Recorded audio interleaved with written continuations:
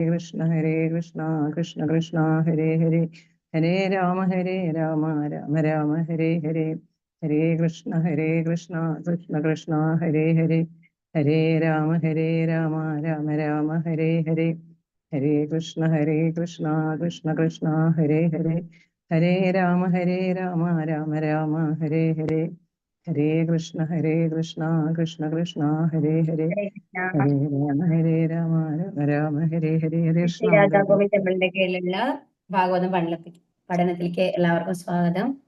മജ്ഞാനതിമിരാന്തസ്യ ജ്ഞാനാഞ്ജനശലാകയാ ചക്ഷുരുന്മീലിതം യേന തസ്മൈ ശ്രീഗുരവേ നമഃ. ശ്രീചൈതന്യമനോഭീഷ്ടം സ്ഥാപിതം മേന ഭൂതലേ സ്വയം രൂപ കഥാ മഹ്യം ദദാന്തി സുപദാന്തികം. വന്ദേഹം ശ്രീഗുരോ ശ്രീയുത പദകമലം ശ്രീഗുരും വൈഷ്ണവാംശ. ശ്രീരൂപം സാഗ്രജാതം സാഗണരഘുനാഥാന്വിതം തം സജീവം സാദ്വൈതം സാവധൂതം പരിജനസഹിതം ശ്രീകൃഷ്ണ ചൈതന്യദേവം ശ്രീരാധാകൃഷ്ണപാദാൻ സഗണലളിത ശ്രീവിശാഖാന്വിതംശ്ച. ഹേ കൃഷ്ണ കരുണാ സിന്ധു ദീനബന്ധോ ജഗത്പദേ ഗോപേശ ഗോപികാന്ത രാധാകാന്ത നമോസ്തുതേ. തപ്തകാഞ്ചന ഗൗരാംഗീ രാധേ വൃന്ദാവനേശ്വരി വൃഷഭാനുസുതേ ദേവി പ്രണമാമി ഹരിപ്രിയേ. വാഞ്ചാകൽപതരൂപ്യശ്ച കൃപാ സിന്ധുഭ്യേവ ച പതിതാനാം പാവനേഭ്യോ വൈഷ്ണവേഭ്യോ നമോ നമഃ. നാരായണം നമസ്കൃത്യം നരം ചൈവ നരോത്തമം ദേവീം സരസ്വതീം വ്യാസം തതോ ജയമുദീരയത്. നഷ്ടപ്രായേഷു ഭദ്രേഷു നിത്യം ഭാഗവത സേവയാ ഭഗവതേ ഉത്തമ ശ്ലോകേ ഭക്തിർഭവതി നൈഷ്ഠികീ.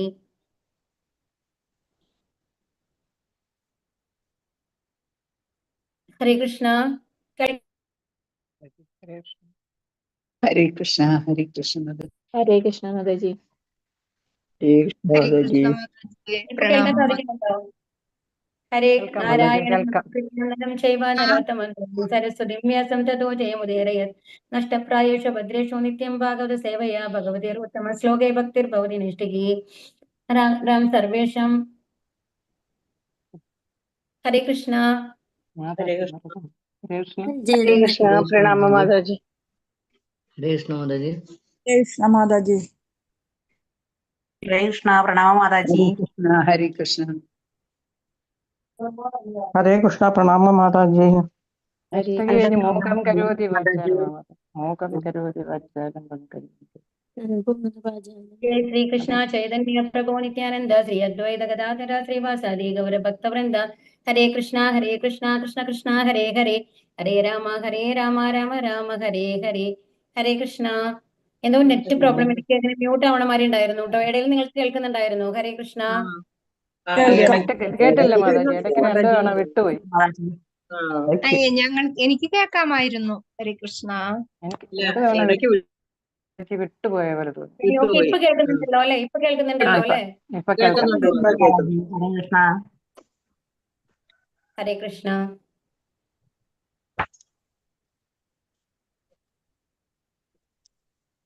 തമണി പതുക്കെ അടയ്ക്കണേ ഓം ക്ലാസ്. നമോ ഭഗവതേ വാസുദേവായ. ഓം നമോ ഭഗവതേ വാസുദേവായ. ഓം നമോ ഭഗവതേ വാസുദേവായ. ശ്ലോകം 25 അല്ലെ? അപ്പൊ നമ്മൾ എന്താണ് പറഞ്ഞത്? 25 24 തീർന്നായിരുന്നു മാതാജി. 24 പോയി എന്നുള്ളതല്ലേ? പുരുവിനെ യൗവനം തിരിച്ചു നൽകി, എന്നിട്ട് കഴിഞ്ഞല്ലോ അല്ലെ? പുരുവിനെ രാജാവായിട്ട് അംഗീകരിച്ചു. അതൊക്കെ നമ്മൾ പറഞ്ഞില്ലേ? കാരണം ആദ്യം, അതായത് പുരുവിന് യയാതിയുടെ മകനാണ് പുരു, ശർമിഷ്ഠയുടെ മകനാണ് ഈ പുരു എന്ന് പറയുന്നത് കേട്ടോ. അപ്പൊ പുരുവിന്, അപ്പൊ ആദ്യം പുരുവിന് രാജാവാക്കാനായിട്ട് അവർക്ക് താല്പര്യം ഉണ്ടായിരുന്നില്ല, അവിടുത്തെ ആൾക്കാർക്കൊക്കെ. കാരണം എന്താ വെച്ച് കഴിഞ്ഞാൽ ശർമിഷ്ഠയുടെ മകനാണ്, ദേവയാനിയുടെ മകനല്ല അല്ലെ? അപ്പൊ അത് കാരണം കൊണ്ട് അതിന്റെ പുരു അല്ല മൂത്ത മകനും. പക്ഷെ ആരാണ്? യയാതിക്ക് വന്നു കഴിഞ്ഞിട്ട് പുരുവിനോടാണ് ഇഷ്ടമുണ്ടായിരുന്നത്. ആൻഡ് അത്രയും ധർമ്മിഷ്ഠനായിട്ടുള്ള ഒരു രാജാവായിരുന്നു പുരു ആക്ച്വലി. അപ്പോൾ യയാതിക്ക് യൗവനം കൊടുത്തതും പുരുവാണ്. അതുപോലെ തന്നെ പിന്നെ തിരിച്ചു കൊടുക്കുകയാണ് ചെയ്തത്. ആ കാമാസക്തിയൊക്കെ, അഭിലാഷങ്ങളൊക്കെ മാറിയിട്ട് ഭഗവാനോട് ഭക്തി വരുമ്പോ യയാതി വന്നു കഴിഞ്ഞിട്ട് ആ യൗവനം മകന് തിരിച്ചു കൊടുക്കുന്നു. അങ്ങനെ പുരുവിന് യൗവനം തിരിച്ചു കിട്ടുകയാണ്. എന്നിട്ടാണ് പുരുവിന് അത് വரைക്കും ഒരു വൃദ്ധന്റെ മാതിരിയാണ് ഉണ്ടാവുക അല്ലെ? പുരു ആലോചിച്ച് നോക്കിക്കോളും. അപ്പൊ അത് കഴിഞ്ഞിട്ട് ആ പുരുവിന് രാജ്യം കൊടുക്കാൻ വേണ്ടിയിട്ട് ആഗ്രഹിച്ചു. ഹരേ കൃഷ്ണ. പുരുവിന് നൽകാൻ ആഗ്രഹിച്ചുവെങ്കിലും അദ്ദേഹത്തിന്റെ വിശിഷ്ട ജനങ്ങളും പ്രജകളും അതിനോട് യോജിച്ചില്ല. എന്നാൽ പുരുവിന്റെ ശ്രേഷ്ഠതയെക്കുറിച്ച് പ്രജകളോട് അദ്ദേഹം വിശദമാക്കിയപ്പോൾ അവർ പുരുവിനെ രാജാവായി സ്വീകരിച്ച് അംഗീകരിച്ചു. അപ്പോ പിന്നെ പുരുവിന് അപ്പോ യയാതി വന്നിട്ട് യയാതി എല്ലാവരും ജനങ്ങൾക്കും ഇഷ്ടമാണ് അല്ലെ, പൗരന്മാർക്കൊക്കെ. അപ്പൊ യയാതി പറഞ്ഞു കൊടുക്കും അവർക്ക് പുരുവിന് ഇത്രയും വിശേഷ ഗുണങ്ങളുണ്ട്, അതുകൊണ്ട് നിങ്ങൾ പുരുവിനെ രാജാവായിട്ട് സ്വീകരിക്കണം എന്ന് പറയുമ്പോൾ യയാതി രാജാവിന്റെ അഭ്യർത്ഥന മാനിച്ചുകൊണ്ട് അവർ പുരുവിനെ രാജാവാകാനായിട്ട് സമ്മതിക്കുകയാണ്. എന്നിട്ടാണ് പുരു രാജാവാകുന്നത് കേട്ടോ. അപ്പൊ അനന്തരം യയാതി ചക്രവർത്തി കുടുംബജീവിതത്തിൽ നിന്നും വിരമിക്കുകയും കൊട്ടാരം ഉപേക്ഷിച്ച് വനത്തിലേക്ക് യാത്രയാവുകയും ചെയ്തു. എന്നിട്ട് അവസാനം മാനപ്രസ്ഥത്തിന് പോവുകയാണ് ചെയ്യുന്നത് യയാതി.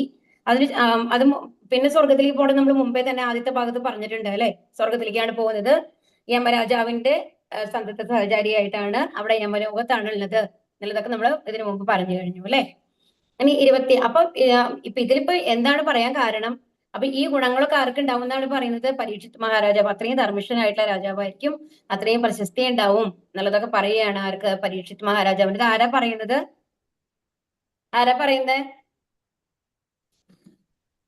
ഹരേ കൃഷ്ണ. ബ്രാഹ്മണര്, കൃപാചാര്യൻ, അങ്ങനെയുള്ള ബ്രാഹ്മണരാണ് ആരോട് പറയുന്നത്? യുധിഷ്ഠിരനോട്. യുധിഷ്ഠിരൻ ചോദിക്കുകയാണ്, ജാതകകർമ്മം നടത്തൂലോ. അപ്പൊ ആ സമയത്ത് ബ്രാഹ്മണന്മാരാണല്ലോ ജാതകമൊക്കെ എഴുതി കഴിഞ്ഞിട്ട്. അപ്പൊ ഈ പരീക്ഷത്തിന്റെ ഗുണങ്ങളെ കുറിച്ച് ചോദിക്കുകയാണ്. അപ്പൊ ബ്രാഹ്മണർ പറയുന്നതാണ് കേട്ടോ ഈ ശ്ലോകങ്ങൾ മുഴുവൻ ഇത്രയും നമ്മൾ പറഞ്ഞുകൊണ്ടിരിക്കുന്നത്. ഇനി 25ാമത്തെ ശ്ലോകമാണ്. ഹരേ കൃഷ്ണ. ഓം നമോ ഭഗവതി വാസുദേവായ, ഓം നമോ ഭഗവതി വാസുദേവായ, ഓം നമോ ഭഗവതി വാസുദേവായ. തൃത്യാ ബലി സമകൃഷ്ണേ പ്രഹ്ലാദ ഇവ സത്ഗ്രഹത. ചൊല്ലിക്കൊള്ളൂട്ട. തൃത്യാ ബലി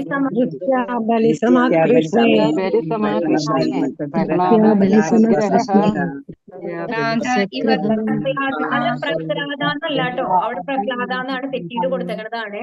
പ്രഹ്ലാദ ഇവ സത്ഗ്രഹത.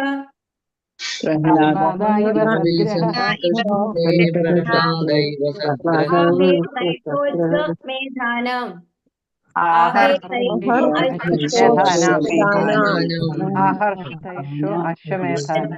ബലി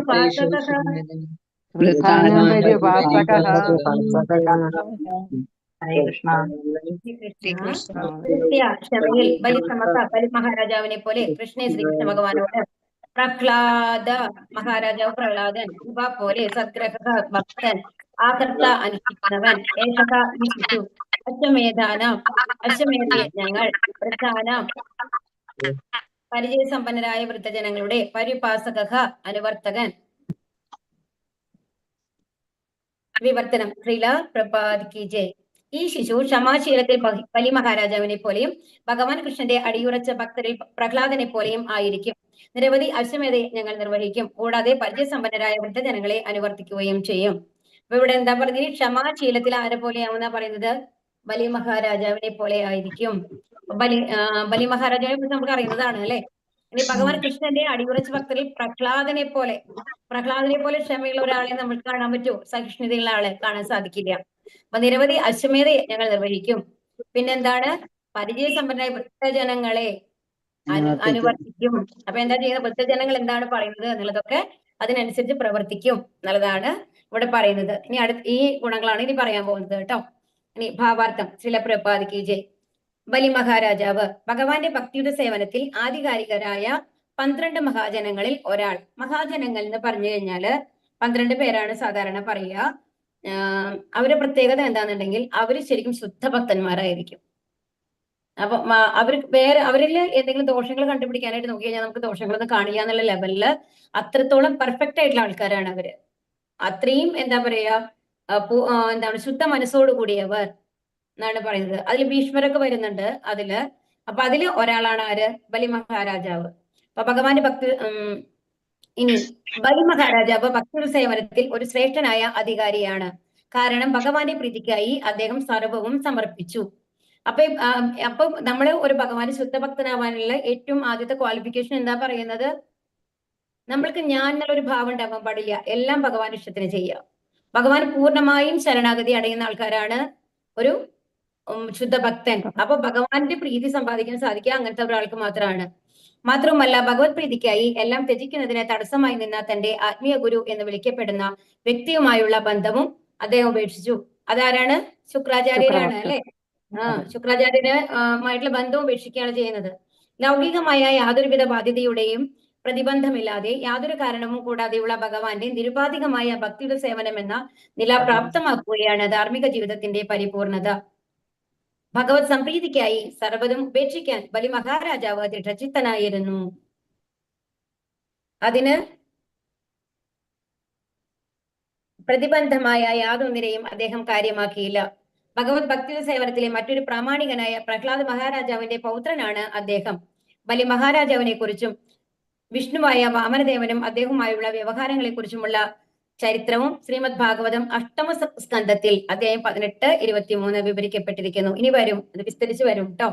അപ്പൊ എങ്ങനെയാണെന്നുണ്ടെങ്കിൽ ബലി മഹാരാജു എന്ന് പറയുന്നത് വിരോചനൻ എന്ന് പറഞ്ഞ അസുരന്റെ മകനാണ്. അതായത് ആരുടെ ഇതാണ്? പേരക്കുട്ടിയാണ് പ്രഹ്ലാദിന്റെ. പ്രഹ്ലാദിന്റെ മകനാണ് വിരോചൻ എന്ന് പറയുന്നത്. അപ്പോ അവരുടെ മകനാണ്. അപ്പൊ തുടക്കം മുതൽ തന്നെ, ജനിച്ചപ്പോൾ മുതൽ തന്നെ അതീവ ഭക്തൻ തന്നെയായിരുന്നു ബലി മഹാരാജാവ്. അങ്ങനെയാണ് 3 ലോകങ്ങളും അദ്ദേഹത്തിന് കീഴിൽ വരികയാണ്. അപ്പൊ എന്തുണ്ടാവും? ഇന്ദ്രന്റെ പദവി നഷ്ടപ്പെടുന്നു. അപ്പൊ അദ്ദേഹം വന്നു കഴിഞ്ഞിട്ട് എന്താണ്, ഭഗവാനോട് വന്നിട്ട് അഭ്യർത്ഥിക്കുകയാണ്, ഞങ്ങൾക്ക് ഞങ്ങളുടെ പദവി തിരിച്ചു കിട്ടണം എന്ന്. അപ്പൊ അതിനു വേണ്ടിയിട്ടാണ് വാമന രൂപത്തില് ഭഗവാൻ വരുന്നത്. അപ്പൊ ഭഗവാൻ വരും. ഭഗവാൻ വരുമ്പോ അവിടെ ആരാണ്? ബലി മഹാരാജാവിന്റെ കൊട്ടാരത്തിൽ എത്തുകയാണ് അല്ലെ? അതീവ തേജസ്സുള്ള ഒരു കുട്ടിയുടെ രൂപത്തിലാണ് വരുന്നത്. അപ്പം അവിടെ വരുമ്പോ ആർക്ക്? ശുക്രാചാര്യന് മനസ്സിലാവും എന്താണ് ഇത് ശരിയായിട്ട് തോന്നുന്നില്ല. കാരണം ഇത്രയും തേജസ്സുള്ള ഒരാളെ കാണുമ്പോൾ തന്നെ കണ്ണെടുക്കാൻ പറ്റില്ല. അപ്പൊ ഭഗവാനെ കുറിച്ച് പറയുമ്പോ എപ്പോഴും എന്താ പറയാന്നറിയോ? ഇപ്പൊ നമ്മൾ ഭഗവാനെ ഇങ്ങനെ നോക്കിക്കൊണ്ടിരിക്കുകയാണെന്ന് വെച്ചോളൂ. ഇപ്പൊ ഒരാൾ നമ്മൾ കണ്ണാണ് കാണുന്നതെന്ന് വെച്ചോളൂ. ആദ്യം നമ്മൾ ഇങ്ങനെ നോക്കുമ്പോൾ ഭഗവാന്റെ മുഖത്ത്, ഭഗവാൻ നമ്മുടെ മുമ്പിലുള്ള വിഗ്രഹം തന്നെയാവട്ടെ, അപ്പൊ കണ്ണിൽ നോക്കി കഴിഞ്ഞു കഴിഞ്ഞാല് ആ കണ്ണിനോടുള്ള അട്രാക്ഷൻ കാരണം കൊണ്ട് ആ കണ്ണീന്ന് നമ്മൾക്ക് കണ്ണെടുക്കാൻ പറ്റില്ല. അത്ര വേറെ ഏത് ഭാഗവും നമുക്ക് കാണാൻ പറ്റില്ല. എന്നാൽ നമ്മൾ ആദ്യം നോക്കുന്നത് ചെവിയാണെങ്കിലോ കാതാണെങ്കിലോ ആ ചെവിന്നല്ലാണ്ട് ആ കുണ്ടലങ്ങളും ആ മനോഹാരിതയും അതിലങ്ങോട്ട് മുഴുകിപ്പോകും. പിന്നെ വേറെ ഏത് ഭാഗവും കാണാൻ പറ്റില്ല എന്ന്. അപ്പോൾ ശരിക്കും പറഞ്ഞാല് ഭഗവാന്റെ പൂർണ്ണമായിട്ടുള്ള രൂപം ആസ്വദിക്കാനായിട്ട് ഒരാളെ കൊണ്ട് സാധിക്കില്ല എന്നാണ് പറയുന്നത്. കാരണം ഭഗവാന്റെ ഓരോ അവയവങ്ങളും അത്രത്തോളം അട്രാക്റ്റീവ് ആണ് എന്നുള്ളതാണ്. അപ്പൊ കണ്ണാണെങ്കിലും അതെ, ചെവിയാണെങ്കിലും ശരി, മൂക്കാണെങ്കിലും ശരി, ആ കൗസ്തുഭമണിയാണെങ്കിലും നെഞ്ചാണെങ്കിലും ശരി, ഏത് ഭാഗത്താണോ നമ്മുടെ കണ്ണ് ഉടക്കുന്നത് അതിൽ നിന്ന് വേറൊരു ഭാഗത്തേക്ക് എടുക്കാൻ സാധിക്കില്ല. അത്രയും മനോഹരമാണ് എന്നാണ് പറയുന്നത്. അപ്പൊ ഭഗവാനാണ് വാമന രൂപത്തില്. ഭംഗിയുടെ കാര്യത്തിലാണ് ശരിക്കും മോഹിനിയും വാമന ദേവനിയാണ് ഭഗവാന്റെ ഭംഗിയുടെ. ശരിക്കും പറഞ്ഞാല് ഓരോ അവതാരത്തിലും ഭഗവാന്റെ എല്ലാ ഗുണങ്ങളും ദൃശ്യാവില്ല എന്നാണ് പറയുന്നത്, കൃഷ്ണാവതാരത്തിൽ ഒഴികെ. ബാക്കി എല്ലാ അവതാരങ്ങളിലും ഏതെങ്കിലും ഒരു ഗുണം ഇങ്ങനെ മുന്തി നിൽക്കണ മാതിരി, അതായത് മേലെ നിൽക്കുന്ന മാതിരിയാണ് ഉണ്ടാവുക അത്ര. അതിൽ ഭംഗിയുടെ കാര്യത്തിൽ എപ്പോഴും പറയുക മോഹിനിയും വാമനദേവനെയാണ്. അത്രയും മനോഹരനായിരുന്നു എന്നാണ് പറയുന്നത് ആ കുട്ടി രൂപത്തിലുള്ള വാമനൻ. അപ്പൊ അവിടെ വരുമ്പോ ബലിയുടെ മകളാണ് രത്നമാല. ഈ കഥയൊക്കെ നിങ്ങൾക്ക് അറിയണതാണോ? ഹരേ കൃഷ്ണ. കഥ അറിയില്ല മാതാജി. അപ്പൊ മഹാബലിയുടെ മകളാണ് രത്നമാല എന്ന് പറഞ്ഞിട്ടുള്ള കുട്ടി കേട്ടോ. അപ്പൊ രത്നമാല അപ്പൊ ഇത്തിരി പ്രായമായിട്ടുണ്ടാവും. അപ്പൊ രത്നമാലയ്ക്ക് ഈ കുട്ടിയെ കാണുമ്പോൾ അങ്ങനെ അത്രയും ആകർഷണം. അപ്പൊ ബലി മഹാരാജാവ് അത്രയും ഉദാര മനസ്കനാണ്, എപ്പോഴും ദാനം കൊടുക്കുന്ന ആളാണല്ലോ. അപ്പോ ബലി മഹാരാജാവിനെ കാണാനായിട്ട് എപ്പോഴും ആൾക്കാരുണ്ടാവും. എന്തെങ്കിലും അഭ്യർത്ഥിക്കാൻ വേണമെന്ന് അഭ്യർത്ഥിക്കാനൊക്കെ എല്ലാം പൂർണ്ണ മനസ്സോടുകൂടി കൊടുക്കുകയും ചെയ്യും. അത്രയും ദാനശീലനാണ് ബലി മഹാരാജാവ്. അപ്പൊ രത്നമാലയ്ക്ക് ഈ കുട്ടിയെ കാണുമ്പോൾ വളരെയധികം അട്രാക്ഷൻ വന്നു കഴിഞ്ഞിട്ട് ഇങ്ങനെ മനസ്സിൽ തോന്നും, യോ ഇങ്ങനത്തെ ഒരു കുട്ടി എനിക്കുണ്ടായിരുന്നെങ്കിൽ. ഭഗവാനാണ് വാമനദേവൻ. ഉടനെ പറയും തഥാസ്തു, അങ്ങനെ സംഭവിക്കട്ടെ എന്നുള്ള അനുഗ്രഹം കൊടുക്കും. ഓക്കെ, അത് കഴിഞ്ഞു കഴിഞ്ഞിട്ടാണ് പിന്നത്തെ കഥയൊക്കെ നിങ്ങൾക്ക് അറിയുന്നതാണ് അല്ലെ. എന്നിട്ട് ബലി മഹാരാജാവിനോട് പറയും പറയും എന്താണ് വേണ്ടത് എന്ന് ചോദിക്കും ബലി മഹാരാജാവ്. അപ്പൊ പറയും എനിക്കൊരു 3 അടി മണ്ണ് വേണം എന്ന് പറയും. ഹരേ കൃഷ്ണ. അപ്പോ അവരെന്ത് പറയുന്നു? ബലി മഹാരാജാവ് ഉള്ളിൽ വിചാരിക്കുകയാണ്, ഇത്രയും 3 ലോകങ്ങളും എന്റെ അധീനത്തിലുള്ളതാണ്. എന്നിട്ട് എന്താണ് ചോദിക്കുന്നത്? ഞാൻ വിചാരിച്ചത് എന്നെ തന്നെ ചോദിക്കും, അല്ലെങ്കിൽ വേറെ എന്തെങ്കിലും അത്രയും വലിയ കാര്യങ്ങൾ ചോദിക്കും. ചോദിച്ചു കഴിഞ്ഞാൽ ഓൺലി 3 അടി മണ്ണാണ് ചോദിക്കുന്നത്. ആര്? വാമന ദേവൻ ചോദിക്കുന്നത്. എത്ര നിസ്സാരമായിട്ടാണ് ചോദിക്കുന്നത് എന്നാണ് ആദ്യം ബലി മഹാരാജാവിന്റെ ഉള്ളിൽ വരുന്നത്. ഇതൊക്കെ നോട്ട് ചെയ്യണം കേട്ടോ. അപ്പൊ നമ്മള് ഭഗവാനെ എന്താണ് നിസ്സാരനായിട്ടാണ് കാണുന്നത്. ബലി മഹാരാജാവ് ഒരു 3 അടി മണ്ണാണ് ചോദിക്കുന്നത്. ഇത് പർപ്പസ് ആയിട്ട് ചെയ്യുന്നതല്ല. അത്രയും ശുദ്ധഭക്തനാണ് ആക്ച്വലി ബലി മഹാരാജാവ്. എത്ര ഭക്തനായിരുന്നു കഴിഞ്ഞാൽ ചില സമയത്ത് നമ്മുടെ മനസ്സുണ്ടല്ലോ നമ്മളെ വഴിതെറ്റിക്കും എന്ന് പറയില്ലേ, അപ്പൊ അങ്ങനെ വിചാരിക്കുന്നു. അപ്പൊ അത് കഴിഞ്ഞിട്ട് പറയും ഇല്ല എനിക്ക് 3 അടി മണ്ണ് മതിന്ന് ഉറപ്പിച്ച് പറയാണ് ആരെ വാമനദേവൻ. ഓക്കെ ശരി അപ്പൊ എന്ന് പറഞ്ഞിട്ട് 3 അടി കൊടുക്കുമ്പോഴാണ് 3ാമത്തെ അടി വെക്കാനായിട്ട് സ്ഥലം ഉണ്ടാവില്ല അല്ലെ. അപ്പൊ അങ്ങനെ എന്താണ് ത്രിവിക്രമ രൂപത്തില് അത്രയും വലിയ രൂപത്തില് മാറിയിട്ടാണ് അളക്കുന്നത്. അപ്പൊ 3ാമത്തെ അടി വെക്കാൻ സ്ഥലം ഇല്ലാണ്ടാവുമ്പോഴാണ് എന്ത് ചെയ്യുന്നത്, പാതാളത്തിലേക്ക് താഴുന്നത്. അപ്പൊ ശിരസ് കാല് ശിരസിൽ വെക്കുമ്പോ ഭഗവാന്റെ കാല് അങ്ങനെ പാതാളത്തേക്ക് പോവാണ്. അപ്പൊ പാതാളത്തിൽ ഇതിലൊരു സ്റ്റോറി ഉണ്ട്, സാധാരണ പറയുന്ന ഒരു സ്റ്റോറിയാണ്. അപ്പൊ ഈ പാതാളത്തിലേക്ക് പോയി കഴിഞ്ഞു അവിടെ വന്നു കഴിഞ്ഞിട്ട് വീണ്ടും വളരെ സന്തോഷത്തോട് കൂടിയിട്ടാണ്, ഒരു ദുഃഖവും ഇല്ല ബലി മഹാരാജാവിന്, കാരണം അദ്ദേഹം ശുദ്ധഭക്തനാണ്. അതിന്റെ ഇടയിൽ ശുക്രാചാര്യര് വേണ്ടാന്ന് പറയുന്നതൊക്കെ ഉണ്ടല്ലോ, അത് നമ്മൾ അത്രയും ഡീപ്പായിട്ട് നമ്മൾ പോണില്ല. അപ്പൊ താഴെ വന്നു കഴിയുമ്പോ അപ്പോ ഭഗവാൻ എന്താ ചെയ്യുന്നത്, കൂടെ പോവാണ് ചെയ്യുന്നത്. അപ്പൊ കൂടെ പോയി അവിടെ ചെല്ലുമ്പോ അപ്പൊ ബലി മഹാരാജാവിനെ അറിയില്ല കേട്ടോ. അപ്പൊ ഈ കഥയാണ്, ഇത് വേറെ തരത്തിൽ കഥ ഞാൻ പഠിച്ചിട്ടുള്ള കഥയാണ്. അപ്പോ ഇത് നമ്മൾ അധികം കേൾക്കാത്തതാണ്. അപ്പം അവിടെ ചെല്ലും, അവിടെ ചെന്ന് കഴിഞ്ഞിട്ട് രാജാവ് അവിടുത്തെ രാജകൊട്ടാരൊക്കെ സെറ്റ് ചെയ്ത് അവിടെ ഇങ്ങനെ രാജ്യം ഭരിക്കാനുള്ള ഒരുക്കത്തിലാണ് പാതാള ലോകത്ത്. ഭരിക്കുമ്പോ ഒരാൾ വരികയാണ്, അത്യാവശ്യം കുറച്ചും കൂടി പ്രായമുണ്ട് അത്രേ, വാമനൻ ദേവന്റെ രൂപത്തിലല്ല എന്നാണ് പറയുന്നത്, കുറച്ചും കൂടി പ്രായത്തില്, അതായത് ഒരു എന്താണ് കാവൽക്കാരനാവാൻ പറ്റുന്ന രീതിയിലുള്ള അത്രയും പ്രായത്തിൽ യങ് ആയിട്ടുള്ള ഒരാള് വന്നു കഴിഞ്ഞിട്ട് ചോദിക്കും, കുറച്ച് നിറം കുറവാണ് അങ്ങനെ. അപ്പൊ കൃഷ്ണവർണ്ണായിട്ടുള്ള ഒരാളാണ്. അപ്പൊ വന്നു കഴിഞ്ഞിട്ട് ബലി മഹാരാജനോട് അഭ്യർത്ഥിക്കും, ഞാൻ അങ്ങയുടെ സേവകനായിക്കോട്ടെ എന്ന്. ബലി മഹാരാജ് സമ്മതിക്കും, ഓക്കെ സേവകനായിക്കോളൂ എന്ന്. അന്ന് മുതൽ അവിടെ സേവകനാണ്. അപ്പൊ അത് കഴിഞ്ഞു കഴിഞ്ഞിട്ട് അതിന്റെ പിറ്റേ ദിവസം തന്നെ ഒരു വളരെ മനോഹരിയായിട്ടുള്ള ഒരു പെൺകുട്ടി വരും. അവിടെ വന്നിട്ട് പറയും, എന്റെ ഭർത്താവ് എന്നെ വിട്ടുപോയി വേറൊരു സ്ഥലത്ത് പോയി നിൽക്കുകയാണ്. അപ്പൊ എനിക്ക് ആരും എന്നെ സഹായിക്കാനില്ല, എനിക്ക് പ്രൊട്ടക്ഷൻ വേണം, എനിക്ക് എന്നെ സഹായിക്കണം എന്ന് പറയും ഇത്രേ. അപ്പോ അവര് പറയും, അപ്പം രാജാവ് എന്ത് ചെയ്തെന്നുണ്ടെങ്കിൽ, എന്റെ സഹോദരിയുടെ സ്ഥാനം ഞാൻ നിനക്ക് തരാം, നീ ഇവിടെ നിനക്ക് ഒന്നിനും കുറവ് വരില്ല എന്ന് പറഞ്ഞിട്ട് അവിടെ താമസിക്കാൻ പറയുകയാണ്. അപ്പൊ എന്നും ഈ പൂജയൊക്കെ ചെയ്യും. അപ്പൊ എന്തിനു വേണ്ടി, അപ്പൊ ഒരു ദിവസം മഹാബലി അങ്ങനെ കുറച്ചു നാൾ ഇങ്ങനെ കടന്നു പോകുന്നുണ്ട്. വളരെ അതോട് കൂടിയിട്ട് ഈ കാവൽക്കാരനും ഈ പെൺകുട്ടിയും അതോട് കൂടിയിട്ട് അവിടെയാണെന്നുണ്ടെങ്കിൽ ശരിക്കും സ്വർഗലോകത്തെക്കാളും വളരെ സുഖകരമായിട്ടുള്ളൊരു ജീവിതമായിട്ട് മാറുകയാണ്. അവിടെ എല്ലാം അത്രയും അഭിവൃദ്ധി പ്രാപിക്കുന്നു, അത്രയും നന്നായിരിക്കുന്നു, അങ്ങനെ വരികയാണ്. അപ്പൊ അത് കഴിഞ്ഞിട്ട് ഒരു ദിവസം ഈ സ്ത്രീ പ്രാർത്ഥിക്കുന്നത് കാണുകയാണ് ബലി മഹാരാജ്. അപ്പൊ എന്താണ് പ്രാർത്ഥിക്കുന്നത്, ഞാൻ അങ്ങേക്ക് വേണ്ടിയിട്ടാണ് പ്രാർത്ഥിക്കണേന്ന് ചോദിക്കും. എന്താണ് പ്രാർത്ഥിക്കണേ, എന്റെ ഭർത്താവിന് വേണ്ടിയിട്ടാണ്, എന്റെ ഭർത്താവിനെ എനിക്ക് തിരിച്ചു വേണം, അതിന് വേണ്ടിയിട്ടാണ്. അപ്പൊ പറയും, ആരുടെ അടുത്താണ് നിങ്ങളുടെ ഭർത്താവ് ഉള്ളത്, ഞാൻ ഇപ്പൊ തന്നെ നിനക്ക് കൊണ്ടുതരാം. പറയും, അങ്ങയുടെ അടുത്ത് തന്നെയാണ് ഉള്ളത് എന്ന് പറഞ്ഞു കഴിഞ്ഞിട്ട് ഈ കാവൽക്കാരനെ കാണിക്കുകയാണ് അത്രേ. അപ്പോഴാണ് മനസ്സിലാവുന്നത്, ഉടനെ ഈ കാവൽക്കാരനെ നോക്കുമ്പോഴേക്കും അവര് രണ്ടുപേരും ലക്ഷ്മി ദേവിയും ആ വിഷ്ണു രൂപത്തില് അവർക്ക് പ്രത്യക്ഷപ്പെടുകയാണ് ചെയ്യുന്നത്. അത് കഴിഞ്ഞിട്ട് മറയും എന്നാണ് പറയുന്നത്. അപ്പൊ അത്രയും എന്താണ് പറയുന്നത്, ഭഗവാൻ എന്ന് പറയുന്നത്. അപ്പൊ നമ്മള് എപ്പോഴും നമ്മൾ ഓണത്തിന് വരും, മഹാബലിയെ ചവിട്ടി താഴ്ത്തി, ഇങ്ങനെയൊക്കെയാണ് നമ്മൾ കാണുക കഥ. പക്ഷെ എപ്പോഴും എന്താ നമ്മൾ അറിയേണ്ടതെന്നുണ്ടെങ്കിൽ, ഇപ്പൊ എന്നിട്ട് അപ്പൊ അനുഗ്രഹിക്കുകയാണ് മഹാബലിയെ. ആര്, ഭഗവാൻ എന്താണ് അനുഗ്രഹിക്കുന്നത്, ഇപ്പോഴത്തെ ഇന്ദ്രന്റെ സ്ഥാനം കഴിഞ്ഞു കഴിഞ്ഞാല് അടുത്ത ഇന്ദ്രന്റെ സ്ഥാനം ആർക്കാണ്, മഹാബലിക്കാണ് എന്നുള്ളത്. അപ്പൊ നമ്മൾക്ക് തോന്നും പല സമയത്തും നമ്മൾക്ക് കിട്ടുന്ന ഒരുപാട് കാര്യങ്ങൾ നമ്മുടെ ജീവിതത്തിൽ നമ്മൾ മനസ്സിലാക്കേണ്ടത് എന്താണെന്നുണ്ടെങ്കിൽ, നമ്മൾക്ക് ലഭിക്കുന്ന ഒരുപാട് കാര്യങ്ങൾ ചില സമയത്ത് നമ്മൾ നഷ്ടപ്പെട്ടു പോകുന്നു വിചാരിക്കാം. ചിലപ്പോൾ പണമാവട്ടെ, പെട്ടെന്ന് നമ്മൾക്ക് എന്തെങ്കിലും കാരണവശാൽ അത് ചെലവ് ആയി പോകും, നമ്മൾ വിചാരിക്കാത്ത കാരണങ്ങൾ കൊണ്ട് നമ്മളിൽ നിന്ന് നഷ്ടപ്പെട്ടു പോവാം. പക്ഷേ ഭഗവാൻ നമ്മളിൽ നിന്ന് എന്തെങ്കിലും എടുക്കുന്നുണ്ടെന്നുണ്ടെങ്കിൽ അതിൽ പൂർവാധികം കൂടുതലായിട്ട് നമ്മൾക്ക് തരാൻ, ഭൗതികമായിട്ടല്ല ഞാൻ പറയുന്നത്, ആത്മീയമായിട്ട് ഭഗവാന്റെ അടുത്തേക്ക് കൂടുതൽ ഒരു ലെവലിലേക്ക് കൊണ്ടുപോകാൻ വേണ്ടിയിട്ട് മാത്രമാണ് ഭഗവാൻ ഏതൊരു ഭക്തന്റെ കയ്യിൽ നിന്നും എന്തായാലും എടുക്കുള്ളൂ എന്നുള്ളത് നമ്മൾ മനസ്സിലാക്കണം. അപ്പൊ നമ്മൾക്ക് എന്തെങ്കിലും ഒരു നഷ്ടപ്പെട്ടിട്ടുണ്ടെങ്കിൽ അത് നമ്മളുടെ നല്ലതിന് വേണ്ടിയിട്ടാണ് എന്നുള്ളത് നമ്മൾ മനസ്സിലാക്കാനായിട്ട് ശ്രമിക്കണം. അപ്പൊ എത്രയോ വലിയൊരു പദവിയാണ് ഭഗവാൻ ബലി മഹാരാജാവിന് കൊടുക്കുന്നത് അല്ലെ. അടുത്ത ഇന്ദ്രനായിട്ടാണ് ബലി മഹാരാജാവ് ഇരിക്കാനായിട്ട് പോകുന്നത്. ഇനി പ്രഹ്ലാദ് മഹാരാജാവ്, ശ്രീകൃഷ്ണ ഭഗവാന്റെ ഒരു പരിപൂർണ ഭക്തനാണ് പ്രഹ്ലാദ് മഹാരാജാവ്. കേവലം 5 വയസ്സ് മാത്രം പ്രായമുള്ളപ്പോൾ ഭഗവാന്റെ പരിശുദ്ധ ഭക്തനായി തീർന്നതിന് പ്രഹ്ലാദനെ അദ്ദേഹത്തിന്റെ പിതാവ് ഹിരണ്യകശിപു കഠിനമായി ശാസിച്ചു. ഹിരണ്യകശിപുവിന്റെ ആദ്യപുത്രനായിരുന്ന അദ്ദേഹത്തിന്റെ മാതാവിന്റെ നാമധേയം കയാധു എന്നായിരുന്നു. പ്രഹ്ലാദ് മഹാരാജാവ് ഭഗവാന്റെ ഭക്തി സേവനത്തിലെ മഹാജനങ്ങളിൽ ഒരാളായിരുന്നു. കാരണം അദ്ദേഹം പിതാവിനെ ഭഗവാൻ നരസിംഹദേവനാൽ ധരിപ്പിച്ചു. സോറി കേട്ടോ, ഞാൻ രത്നമാലയുടെ കഥയാണല്ലേ നിങ്ങളോട് പറഞ്ഞത്, മുഴുവനാക്കിയില്ല അല്ലെ. അപ്പൊ രത്നമാലയാണ് ആദ്യം വിചാരിക്കും അല്ലെ, ഇത് മകനാവട്ടെ എന്ന് വിചാരിക്കും. അപ്പോഴാണ് എന്തെന്ന് പറയുന്നത്, അവന് തഥാസ്തു എന്ന് പറഞ്ഞു കൊടുക്കുന്നുണ്ട്.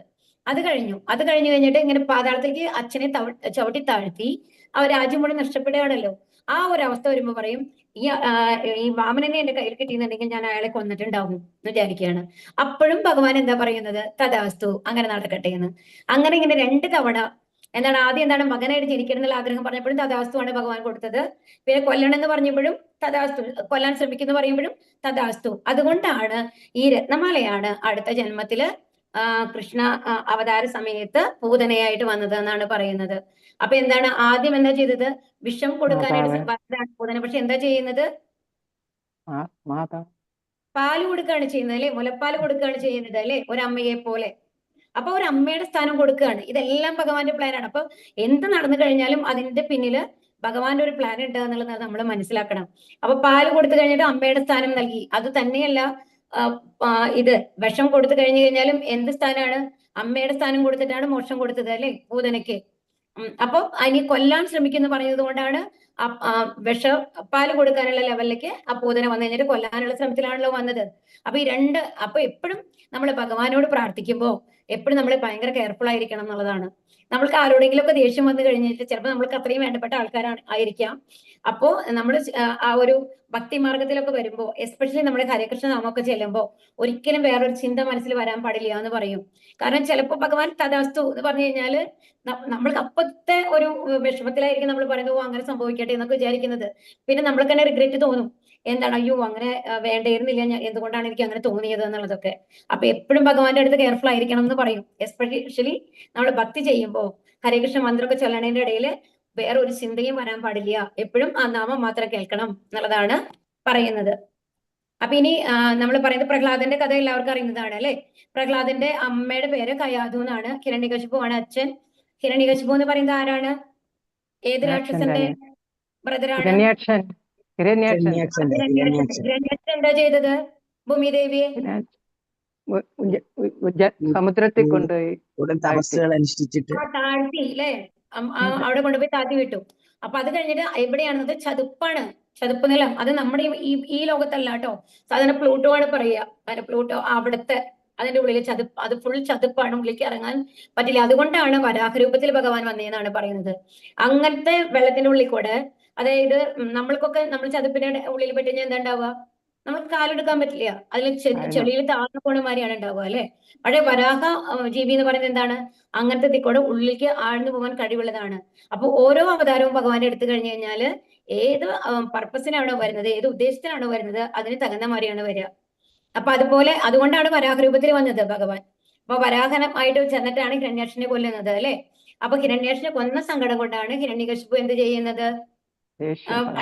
എന്താണ്, വിഷ്ണുവിനെ നശിപ്പിക്കണം എന്നുള്ളത് മാത്രമാണ് ഹിരണ്യകശിപുവിന്റെ ഉള്ളിലത്തെ ആഗ്രഹം. അതിനുശേഷം എങ്ങനെയാണ്, അത്രയും തീവ്രമായിട്ടുള്ള തപസ്സാണ് ചെയ്യുന്നത്. തീവ്രമായിട്ടുള്ള തപസ് ചെയ്തിട്ടാണ് എന്താണ്, അനുഗ്രഹം വാങ്ങിയിട്ടാണ് ആരെ വേണേലും നശിപ്പിക്കാം എന്നുള്ള അത്രയും കഴിവായിരുന്നു. ഹിരണ്യകശിപുവിന്റെ ഒരു കണ്ണിന്റെ പോളി ഉണ്ടല്ലോ, നമ്മുടെ മിഴി എന്ന് പറയുന്നത്, ഒന്ന് മേലേക്ക് പൊന്തി കഴിഞ്ഞു കഴിഞ്ഞാൽ തന്നെ ദേവന്മാരൊക്കെ വരയ്ക്കുന്നു, ഇന്ദ്രനടക്കം വരയ്ക്കും. അത്രയും പേടിയാണ് ഹിരണ്യകശിപുവിനെ എന്നാണ് പറയുന്നത്. അപ്പം ഹിരണ്യകശിപുവിന്റെ ഭാര്യയാണ് കയാധു. അപ്പൊ ഹിരണ്യകശിപുവിനെ എന്താ ചെയ്യുന്നത്? ഹിരണ്യകശിപു ഇങ്ങനെ തപസ് ചെയ്യാൻ പോയ സമയത്താണ് കയാധു പ്രഗ്നന്റ് ആകുന്നത്. അപ്പൊ ആ സമയത്ത് ദേവന്മാർ എന്ത് വിചാരിക്കുന്നുണ്ടെങ്കിൽ, ഹിരണ്യകശിപു അത്രയും ദുഷ്ടനാണല്ലോ, അപ്പൊ ഇപ്പൊ അവിടെ ഇല്ല, അപ്പൊ ഇനി വരാൻ പോകുന്ന കുട്ടി, അപ്പൊ ഹിരണ്യകശിപു ഇത്രയും ദുഷ്ടനാണെങ്കിൽ ആ കയാധുവിന്റെ ഗർഭത്തിലുള്ള കുട്ടി എത്ര വലിയ അസുരനായിട്ടായിരിക്കും ജനിക്കാൻ പോവുക എന്ന് പറഞ്ഞിട്ട് അവരെ നശിപ്പിക്കണം എന്ന് വിചാരിക്കുകയാണ് ദേവന്മാരൊക്കെ. എന്നിട്ടാണ് കയാധുവിനെ പിടിച്ചുകൊണ്ടു പോവാണ് ഈ കുട്ടിയെ കൊല്ലാൻ വേണ്ടിയിട്ട്.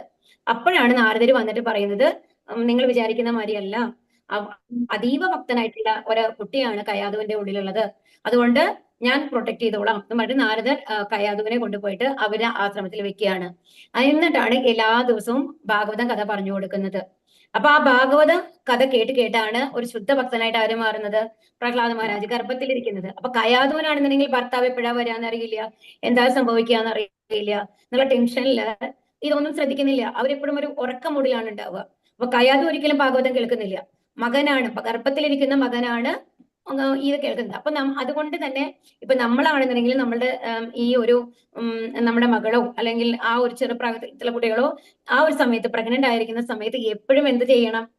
ഭഗവാന്റെ നാമങ്ങൾ കേൾക്കണം എന്ന് പറയുന്നത് അതാണ്. എന്താണോ നമ്മൾ പുറത്ത് നമ്മളെ ബിഹേവിയർ അതെല്ലാം ആ കുട്ടിയെ എഫക്ട് ചെയ്യുന്നുണ്ട്. നമ്മുടെ ഭക്ഷണം ആയിക്കോട്ടെ, നമ്മുടെ പ്രവൃത്തികളായിക്കോട്ടെ, നമ്മുടെ വാക്കുകളാവട്ടെ, എല്ലാം ആ കുട്ടിയെ എഫക്ട് ചെയ്യുന്നുണ്ട് എന്നുള്ളതിന് ഉദാഹരണമാണ് പ്രഹ്ലാദ് മഹാരാജാവ്. അപ്പൊ അവിടെ പ്രഹ്ലാദിന് ആരുടെ സമ്പർക്കമാണ് കിട്ടിയത്? ഒരു ശുദ്ധഭക്തന്റെ സമ്പർക്കമാണ് കിട്ടിയത് അല്ലെ, നാരദന്റെ. അതുകൊണ്ട് ഒരു ശുദ്ധഭക്തനായിട്ടാണ് അദ്ദേഹം ജനിക്കുന്നത്. പക്ഷെ ജനിച്ചു കഴിയുമ്പോ എന്താ ഉണ്ടാവുന്നത്?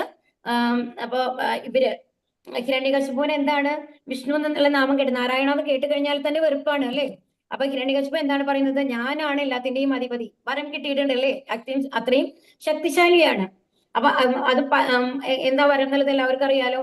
രാവിലെയും രാത്രിയും മരിക്കാൻ പാടില്ല, അങ്ങനെ കുറെ ഉണ്ട് അല്ലേ. മനുഷ്യനും മൃഗവും കൊല്ലാൻ പാടില്ല, പകലും രാത്രിയും കൊല്ലാൻ പാടില്ല, താഴെ മുകളിലും വെച്ച് കൊല്ലാൻ പറ്റില്ല. 4-5 കണ്ടീഷൻസ് ഉണ്ട്. അതുപോലെ ഒരു ആണായാലും പെണ്ണായാലും കൊല്ലാൻ പാടില്ല, അങ്ങനെ കുറെ നിബന്ധനകളൊക്കെ വെച്ച് മനുഷ്യനും കഴിഞ്ഞിട്ട് മൃഗവും കൊല്ലരുത്. മൃഗം, അതെ, മൃഗായാലും കൊല്ലാൻ പാടില്ല ഏതും. അപ്പം ഹിരണ്യകശിപു എന്താണ് വിചാരിക്കുന്നത്? എല്ലാ കണ്ടീഷനും ഞാൻ ചോദിച്ചു കഴിഞ്ഞു, ഇനി ഒരാൾക്ക് എന്നെ കൊല്ലാൻ പറ്റില്ല എന്നുള്ളതാണ്. ഓക്കെ, അപ്പൊ നമ്മൾ എന്താ മനസ്സിലാക്കേണ്ടതാണെങ്കിൽ നമ്മുടെ ബുദ്ധി കൊണ്ട് നമ്മൾ ഏതറ്റം വരെ ചിന്തിച്ച് എന്ത് പ്ലാൻ ഉണ്ടാക്കി കഴിഞ്ഞാലും അതിന് മേലെ ഉള്ളതാണ് ആര്? ഭഗവാൻ.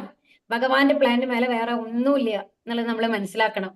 അപ്പൊ ഹിരണ്യകശിപു അതുകൊണ്ട് തന്നെ എന്താണ് പറയുന്നത്? അപ്പൊ ഈ കുട്ടി ശുദ്ധഭക്തനായതുകൊണ്ട് ഇപ്പോഴും നാരായണ നാരായണ എന്നുള്ള എന്താണ് വായിൽ വരിക. അപ്പൊ അങ്ങനെ ദേഷ്യം വന്നു കഴിഞ്ഞു കഴിഞ്ഞിട്ട് ഒരുപാട് ദ്രോഹിക്കുന്നുണ്ട് അല്ലെ.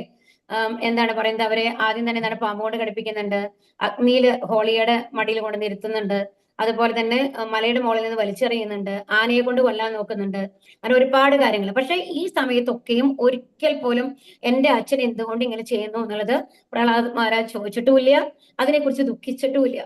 അവർ എപ്പോഴും എന്താണ് നാരായണ നാരായണ എന്നുള്ള മന്ത്രം മാത്രമാണ് വായിലുണ്ടാവുക എന്നുള്ളതാണ്. അപ്പൊ ഇവിടെ അതാണ് പറയുന്നത്. അതുകൊണ്ടാണ് മഹാരാജാവിൽ ഒരാളാവാനായിട്ട് പ്രഹ്ലാദ് മഹാരാജാവിന് സാധിച്ചത്. കാരണം അദ്ദേഹം സ്വപിതാവിനെ ഭഗവാൻ നരസിംഹദേവനാൽ ഹനിപ്പിച്ചു. ഭക്തിത സേവന പാതയിൽ തടസ്സമാകുന്ന പക്ഷം അത് സ്വന്തം പിതാവായിരുന്നാൽ പോലും ദൂരീകരിക്കണം എന്ന ഉദാഹരണം അദ്ദേഹം സ്ഥാപിച്ചു. കണ്ടോ? ഇപ്പൊ അതാണ് മനസ്സിലാവേണ്ടത്. നമ്മൾക്ക് ഈ ശ്ലോകത്തിൽ നിന്ന് പഠിക്കാനുള്ള പോയിന്റ് അതാണ്. എന്താണ് നമ്മളുടെ ഏറ്റവും വലിയ പ്രയോറിറ്റി എന്ന് പറയുന്നത്? എന്തായിരിക്കണം? ഭഗവത് സേവനമായിരിക്കണം, ഭഗവാന്റെ പ്രീതിയായിരിക്കണം. അതിന് ഇതായിട്ട് വരുന്ന ആരാണെന്നുണ്ടെങ്കിലും അവരെ നശിപ്പിക്കണം എന്നുള്ളതാണ്. അപ്പൊ അതിന് വേണ്ടിയിട്ട് ഒരു തടസ്സം പിതാവിനെ കൊന്നതിൽ പ്രഹ്ലാദ് മഹാരാജാവിന് സങ്കടം ഉണ്ടായിരുന്നില്ല. കാരണം എന്താണ്? അത്രയും ചീത്ത ഗുണങ്ങളാണ് അല്ലെ. പക്ഷെ അത്രയും പിതാവിനോട് ഇഷ്ടം ഉണ്ടായിരുന്ന പ്രഹ്ലാദ് മഹാരാജ് എന്താ പറയുന്നത്? സ്വർഗം കൊടുക്കാമെന്ന് പ്രഹ്ലാദിനോട് പറയുമ്പോ എന്താ പറയുന്നത്? എന്റെ അച്ഛനും അനുഗ്രഹം കൊടുക്കണം, മോക്ഷം കൊടുക്കണം എന്ന് പറയുന്നുണ്ട് ഇല്ലേ. അപ്പൊ പ്രഹ്ലാദ് മഹാരാജാവിന് 4 പുത്രന്മാരുണ്ടായിരുന്നു. അവരിൽ അഗ്രജനായ വിരോചനനാണ് മുകളിൽ പരാമർശിച്ച ബലി മഹാരാജാവിന്റെ പിതാവ്. പ്രഹ്ലാദ് മഹാരാജാവിന്റെ പ്രവർത്തനങ്ങളുടെ ചരിത്രം ശ്രീമദ് ഭാഗവതം 7ാം സ്കന്ധത്തിൽ പ്രതിപാദിച്ചിരിക്കുന്നു. അപ്പൊ ഇതൊക്കെ ഇത് കുറച്ചും കൂടി ഇതായിട്ട് വരും കേട്ടോ. അപ്പൊ ഇതില് ഈ ഒരു പോയിന്റ് പറയുന്നുണ്ടല്ലേ, സ്വപിതാവിനെ ഭഗവാൻ നരസിംഹദേവനാൽ ഹനിപ്പിച്ചു എന്ന് പറയുന്നുണ്ടല്ലോ. ഈ ചൈതന്യ മഹാപ്രഭുവിന്റെ ഒരു ലീലയുണ്ട്. ഇന്നലെ ഗൗരവപുറമേയായിരുന്നു. നിങ്ങൾ ഒരുപാട് ക്ലാസ്സുകളൊക്കെ കേട്ടിട്ടുണ്ടാവും ചൈതന്യ മഹാപ്രഭുവിനെ പറ്റിയിട്ട്. എല്ലാവർക്കും ഒരുമാതിരി അറിയുന്നുണ്ടാവും അല്ലേ? അറിയില്ലേ? ഹരേ കൃഷ്ണ, കുറെ കഥകളൊക്കെ അറിയുന്നുണ്ടാവില്ലേ? അറിയാത്തവരുണ്ടോ ക്ലാസ്സില്?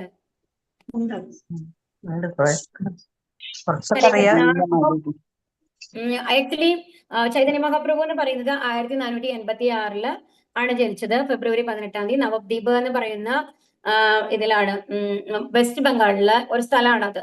അപ്പോ അവിടെ വന്നത് ജഗന്നാഥ് മിശ്രയ്ക്കും പിന്നെ സജി മാതാവിന്റെ തെറ്റി പറയുകയാണെന്ന് എനിക്കൊരു ഡൗട്ട് വന്നത്, അതുകൊണ്ടാണ് കേട്ടോ. അവ പറഞ്ഞു സജി മാതാവിന്റെയും മകനായിട്ടാണ് ജനിക്കുന്നത്. അപ്പൊ അവർക്ക് എങ്ങനെയാണെന്നുണ്ടെങ്കിൽ 10ാമത്തെ കുട്ടിയാണ് ഈ വിശ്വംഭരൻ എന്നാണ് പേര് വെച്ചിരുന്നത്. അവർ ജനിക്കുന്ന സമയത്ത് 10ാമത്തെ കുട്ടിയാണ് അവര് ആദ്യത്തെ 8 കുട്ടികൾ മരിച്ചു പോവുകയാണ്. ജനിച്ച അധികം നിൽക്കാണ്ട് തന്നെ മരിച്ചു പോകും. 9ാമത്തെ മകനാണ് വിശ്വരൂപൻ എന്ന് പറഞ്ഞിട്ട് ഒരു ആൺകുട്ടിയാണ് ഉണ്ടാവുക. അതും അതീവ ഇതായിട്ടുള്ള ഒരു കുട്ടിയാണ്.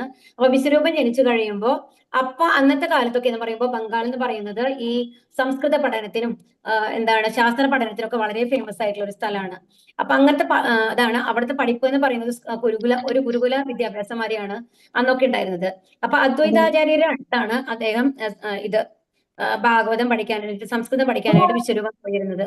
അപ്പൊ ആ ഒരു ഇൻഫ്ലുവൻസിൽ അവർ സന്യാസി ആവണമെന്ന് പറഞ്ഞു കഴിഞ്ഞിട്ട് വിശ്വരൂപൻ വീട് വിട്ട് പോവുകയാണ് ചെയ്യുന്നത് വളരെ ചെറുപ്പത്തിൽ തന്നെ. അപ്പൊ ഇവർക്ക് ഭയങ്കര വിഷമമാണ്, കാരണം 8 കുട്ടികൾ മരിച്ചിട്ട് കിട്ടിയ കുട്ടിയായിരുന്നു. അത് കഴിഞ്ഞിട്ട് കുറച്ചും കൂടി കഴിഞ്ഞിട്ടാണ് വിശ്വംഭരൻ ജനിക്കുന്നത്. അത് ഒരു ഇതാണ്, ഒരു ഫുൾ മൂൺ ഡേ ആണ്, അതാണ് ഗൗരപൂർണിമ. ഇന്നലത്തെ ഈ ഗൗരപൂർണിമ എന്ന് പറയുന്നത് ഭഗവാൻ ജനിച്ചതാണ്. അപ്പൊ അങ്ങനെ ജനിച്ച കുട്ടിയാണ് അത്. അപ്പൊ സ്കൂളിലേക്ക് പോകാനൊന്നും പറഞ്ഞേക്കാനൊന്നും ആദ്യം താല്പര്യം ഉണ്ടാവില്ല അവർക്ക്. പക്ഷെ ഈ കുട്ടിയാണെന്നുണ്ടെങ്കിൽ സ്കൂളിലേക്ക് പോകാനായിട്ടുള്ള എല്ലാ അടവുകളും എടുക്കും. ഇത്ര നല്ല ഒരു നോട്ടി ബോയ് എന്ന് പറയില്ലേ, എല്ലാ കുറുമ്പുകളും കൃഷ്ണന്റെ മാതിരി തന്നെ. വളരെ രസമാണ് കേട്ടോ ചൈതന്യ മഹാപ്രഭുവിന്റെ ലീലകളൊക്കെ. അപ്പൊ എന്താ ചെയ്യാന്നുണ്ടെങ്കിൽ, അപ്പൊ അന്നൊക്കെ എങ്ങനെയാണെന്നുണ്ടെങ്കിൽ അവര് ഭക്ഷണം പാകം ചെയ്യാന്ന് പറയുന്നത് ഈ മൺകലം ഇല്ലേ, അങ്ങനത്തെ കലത്തിലെ ഇതിലാണ് വെക്കുക എന്ന് പറയാ. അതില് അപ്പൊ അത് കഴിയുമ്പോ അവരെന്താ വെച്ച് കഴിഞ്ഞാല് അത് ഉപയോഗിക്കില്ല അത്ര, പിന്നെ അത് അങ്ങനെ അവിടെ കൂട്ടിയിടും. എന്നിട്ട് അതിന് മണ്ണിന്റെ ഉള്ളിലേക്ക് പുതയ്ക്കണ മാതിരി അങ്ങനെയാണ്. അപ്പൊ അങ്ങനെ കുറെ പാത്രങ്ങൾ, അപ്പൊ അവരെ എന്താ വെച്ചാൽ ഈച്ചിൽ പാത്രങ്ങളൊക്കെ കൂട്ടിയിട്ട് എന്റെ മേലൊക്കെ നിൽക്കും ഇത്ര കയറി നിന്ന്. അപ്പൊ അമ്മ പറയും, അയ്യോ അത് ശുദ്ധല്ല, താഴെ ഇറങ്ങണം, അശുചിയാണ്, അതായത് അശുദ്ധമായിട്ടുള്ള സ്ഥലത്തൊന്നും നിൽക്കരുത് എന്ന് പറയുമ്പോ പറയും. അപ്പൊ നിമായി എന്നാണ് കേട്ടോ പറയാ വേറെ പേര്. കാരണം എന്താ വെച്ച് കഴിഞ്ഞാല് അവര് ഈ ഗ്രഹണത്തിന്റെ സമയത്ത് ജനിക്കുമ്പോ ഒരു കയ്പും നീം ട്രീ, അത് ഉണ്ടല്ലോ, അതിന്റെ മരത്തിന്റെ താഴെയാണ് ശരിക്കും ജനിച്ചതെന്നാണ് പറയുന്നത് ഈ കുട്ടി. അതുകൊണ്ടാണ് നിമായി എന്നുള്ളൊരു പേരുണ്ട്. നിമായി എന്നാണ് എല്ലാരും വിളിക്കുക. അപ്പൊ നിമായി പറയും ഇത്ര, അപ്പൊ പറയും എനിക്ക് എങ്ങനെയാ അറിയണത് നല്ലത് ഏതാണ് ചീത്ത ഏതാണെന്ന്, എന്നെ സ്കൂളിലേക്ക് വിട്ടിട്ടുണ്ടോ? അങ്ങനെ ഓരോന്നിലും അങ്ങനെ ചോദിക്കും ഇത്ര ഈ കുട്ടി. അങ്ങനെയാണ്, എന്നിട്ടാണ് സ്കൂളിലേക്ക് വിടുന്നത്. എന്നിട്ടാണ് ജഗദാനന്ദ പണ്ഡിതിന്റെ കൂടെയാണ് എപ്പോഴും പോണത്. അപ്പൊ ജഗദാനന്ദ പണ്ഡിതിന്റെ കൂടെ പോകുമ്പോ നമുക്ക് ഇപ്പൊ സമയമില്ല കേട്ടോ, ഒരുപാട് ഓരോ ലീലകളായിട്ട് നമുക്ക് ഓരോ ദിവസം പറയാം. ഓക്കെ. അപ്പോ അപ്പോഴാണ് ഇന്നലെ ഞാൻ പറയില്ലേ ഒരു പാരറ്റിനെ കാണും എന്നുള്ളത്, അതാണ് ഒരു ലീല. രണ്ടാമത്തെ കാര്യം, അപ്പോഴാണ് ശരിക്കും ആ ഒരു കാണിക്കുന്നുണ്ട് ഇത് ഭഗവാൻ തന്നെയാണ് എന്നുള്ളത്, രാധാകൃഷ്ണൻ ഒരുമിച്ചുള്ളതാണെന്ന്. അതുപോലെ തന്നെ സ്കൂളിൽ പോയി കഴിഞ്ഞാല് ഈ ജഗദാനന്ദ പണ്ഡിറ്റ് എന്ന് പറയുന്നത് സത്യഭാമയുടെ അവതാരമായിട്ടാണ് കേട്ടോ പറയുന്നത്. അപ്പൊ കൃഷ്ണാവതാരത്തിലുള്ള എല്ലാവരും തന്നെ ഈ ചൈതന്യ മഹാപ്രഭുവിന്റെ അവതാരത്തിലുണ്ട് ഓരോരുത്തരായിട്ട്. അപ്പൊ ഇത് സത്യഭാമയാണ്. അപ്പൊ ഈ സത്യഭാമ അവിടെ ചെല്ലുമ്പോൾ പുസ്തകത്തിൽ മുഴുവൻ ഈ കൃഷ്ണന്റെ ഈ രാസലീലയൊക്കെ ഉണ്ടല്ലോ, അങ്ങനത്തെ കാര്യങ്ങളൊക്കെ ഇങ്ങനെ എഴുതി വരയ്ക്കുക അങ്ങനെയൊക്കെ ചെയ്യും ഇത്രേ. അപ്പൊ ഇപ്പുറത്തിരുന്ന് നിമായി ചോദിക്കുന്നത്, ഇതൊക്കെ ഭയങ്കര കോൺഫിഡൻഷ്യൽ ആയിട്ടുള്ള കാര്യങ്ങളാണ്, രഹസ്യമായിട്ട് സൂക്ഷിക്കേണ്ട കാര്യങ്ങളാണ്, ഇതൊന്നും അങ്ങനെ ചെയ്യാൻ പാടില്ല പുസ്തകത്തിൽ എന്ന് പറയും ഇത്രേ. അപ്പൊ പറയും സത്യഭാമയാണല്ലോ അന്ന് എന്തെങ്കിലും ഭാര്യയുടെ സ്ഥാനത്താണ്. അപ്പൊ പറയും എന്റെ പുസ്തകത്തിൽ ഞാൻ എഴുതുന്നതിന് എന്താ എന്നൊക്കെ ചോദിക്കും ഇത്രേ. അങ്ങനത്തെ കുറെ ലീലകളുണ്ട് ശരിക്കും ചൈതന്യ മഹാപ്രഭുവിന്റെ. ഈ ഒരു കാര്യം മാത്രം പറഞ്ഞ് നമുക്ക് നിർത്താട്ടോ ഇപ്പോഴത്തെ ഇതിലുള്ളത്. അപ്പൊ എങ്ങനെയാ സജി മാതാവിന് ഇപ്പൊ ആദ്യത്തെ മോൻ പോയില്ലോ, അദ്വൈതാചാര്യ അടുത്ത് പോയിട്ടാണ് പോയത് എന്നുള്ളത് കൊണ്ട് ഒരു വിഷമമാണ്. ഈ അദ്വൈത ആചാര്യന്റെ അടുത്ത് പോയിട്ടാണ് എന്റെ മോൻ പോയത് എന്നുള്ളൊരു വിഷമമുണ്ട് അവർക്ക്. അപ്പോ ഇതില് കൃഷ്ണപ്രേമം എല്ലാവർക്കും കൊടുക്കുന്നുണ്ട് ചൈതന്യ മഹാപ്രഭു. അപ്പൊ ലാസ്റ്റ് വന്നിട്ട് സജി മാതാവിന് മാത്രം കിട്ടുന്നില്ല. അപ്പൊ പറയും അമ്മയല്ലേ, അപ്പൊ സജി മാതാവിന് കൃഷ്ണപ്രേമം കൊടുക്കണ്ടേന്ന് ചോദിക്കുകയാണ് ആരോട്, ചൈതന്യ മഹാപ്രഭുവിനോട് കൂടെയുള്ള അവര്. അപ്പൊ ചൈതന്യ മഹാപ്രഭു പറയും അവര് അപരാധം ചെയ്തിട്ടുണ്ട് അതുകൊണ്ടാണ്. അപ്പൊ എന്താണ് അപരാധം ചോദിക്കുമ്പോ പറയാനും അദ്വൈത ആചാര്യരോട് അപരാധം ചെയ്തിട്ടുണ്ട് അവര് പ്രകടമായിട്ട് വാക്കുകളൊന്നും പറഞ്ഞിട്ടില്ല, പക്ഷെ ഉള്ളിൽ വിചാരിച്ചിട്ടുണ്ട് അങ്ങനെ, അതുപോലും അപരാധമാണ് എന്ന്, വൈഷ്ണവാപരാധമായിട്ട്. അപ്പോ പറയും അവർക്ക് കൃഷ്ണപ്രേമം കിട്ടണമെന്നുണ്ടെങ്കിൽ അദ്വൈത ആചാര്യരെ കാലിന്റെ അടിയിൽ തൊട്ട് അല്ല ആ പൊടി എടുത്ത് തലയിൽ വെക്കണം എന്ന് പറയാണ്. അദ്വൈതാചാര്യർ പറയും അയ്യോ അവർ എന്നോട് ഒരു പാപവും ചെയ്തിട്ടില്ല. പറയും ഒരിക്കലും എന്റെ അമ്മയ്ക്ക് തുല്യമാണ്, അമ്മ വന്നു കഴിഞ്ഞാൽ എന്റെ കാലിന്റെ പൊടി എടുക്കുക എന്ന് പറഞ്ഞിട്ട് അങ്ങനെ തന്നെ ബോധം കെട്ട് വീഴുകയാണ് ഇത് കേൾക്കുമ്പോ. ആ ബോധം കെട്ടത് ഉടനെ തന്നെ ഇത് പുറത്തുനിന്ന് കേൾക്കുന്നുണ്ട് ശജി മാതാവ്. അവർ ഓടി വന്ന് ആ കാലുമലത്ത് പൊടി എടുത്തിട്ട് തലയിൽ വെക്കുകയാണ്. അവർക്ക് കൃഷ്ണപ്രേമം കിട്ടിയെന്നാണ് പറയുന്നത്. അപ്പൊ എന്താ ഇവിടെ മനസ്സിലാക്കണമെന്നുണ്ടെങ്കിൽ സ്വന്തം അമ്മയാണെങ്കിൽ പോലും അവിടെ ഒരു വിവേചനവും ഇല്ല. കണ്ടോ ഞാൻ പറഞ്ഞത്? അതായത് ഭക്തിയുടെ സേവനങ്ങൾക്ക് എതിരായിട്ട് വരികയാണെന്നുണ്ടെങ്കിൽ അവരെ ശത്രുവായിട്ടാണ് നമ്മൾ കാണേണ്ടത് എന്ന് പഠിപ്പിക്കുകയാണ് ഓരോ ശാസ്ത്രങ്ങളും നമ്മളെ. ഹരേ കൃഷ്ണ. അപ്പൊ ഇനി നാളെ നമുക്ക് നോക്കാം കേട്ടോ. ക്ലാസ്സിൽ Hare Krishna. Thank you Mataji. Hare Krishna. Class ഇല്ലാന്ന്. ഹരേ കൃഷ്ണ. ഹരേ കൃഷ്ണ മാതാജി. ഇന്ന് ഹോളി ആയതുകൊണ്ട് ഹരേ കൃഷ്ണ മാതാജി.